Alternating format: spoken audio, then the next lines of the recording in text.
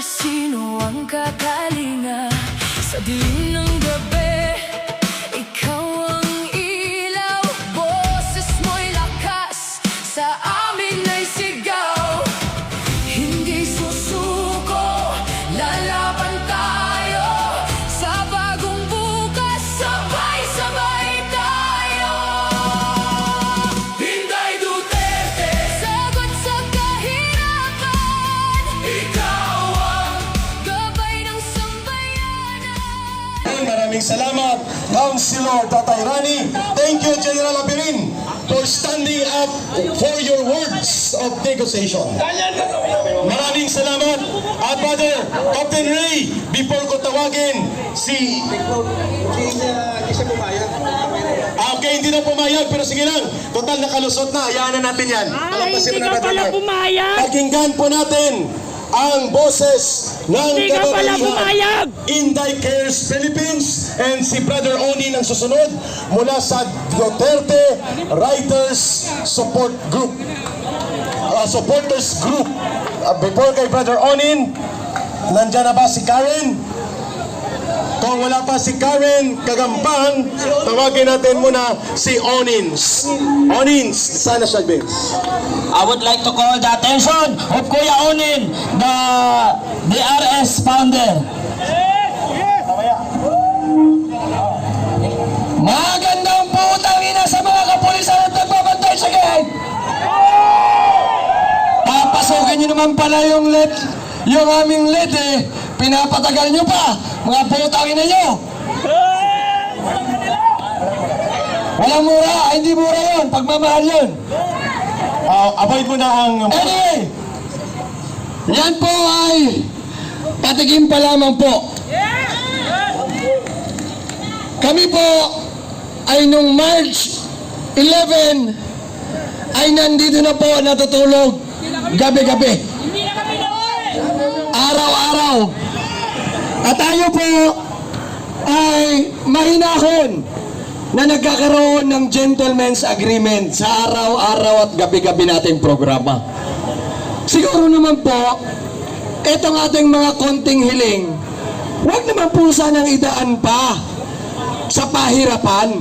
Hindi naman yan kawalan sa institusyon o sa inyong departamento. At kami naman po ay maayos namang makikiusap. Ngunit, kung kayo po ay gusto ng patigasan, ay handa rin po kami magpatigasan! Kaya po kami naririto ngayon dahil ang bawat isa na nandito ay punong-puno na sa kagaguhan ng ginagawa ng gobyernong ito. Papayag ba kayo na patuloy tayong ginagago? Papayag ba tayo na patuloy tayong inaabuso? Papayag ba kayo na patuloy tayong namimili sa mga tindahan at ninanakaw lang ng mga politiko ang kaban ng bayan? Hindi! Kaya sa araw na to, papayag ba tayo na bababulin lang din nila ang Senate Blue Ribbon Committee hearing? Hindi rin! Kaya mga kababayan, sa araw na to, tayo po ay ilalabas na po yung ating galit. Ilalabas na po natin ang ating hinanakit. Hindi na po tayo papayag na magpapatuloy sila sa kanilang pag-aabuso, lalong-lalo na sa mga nakaupo sa kasalukuyang gobyerno natin ngayon. Kung kaya't amin pong binabalaan ang lahat ng mga nasa gobyerno, kasama na din po ang mga nasa kapulisan. Hanggat maaari po sana hindi po hahantong sa masakit at madugo ang araw na to.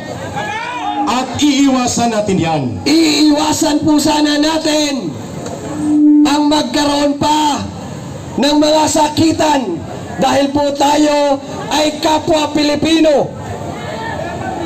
Kaya po kami ngayon, makikiusap kami sa lahat lalong-lalo na ang mga nasa loob. Ilagay nyo lamang po sa ayos at ayon sa konstitusyon ang mga bagay-bagay na ginagawa niyong desisyon dyan sa loob ng Senado. Dahil nagmamatiyag po kami, nanonood po kami, nagbabantay po kami, at alam po namin ang pinaggagawa niyong pambababoy sa ating konstitusyon.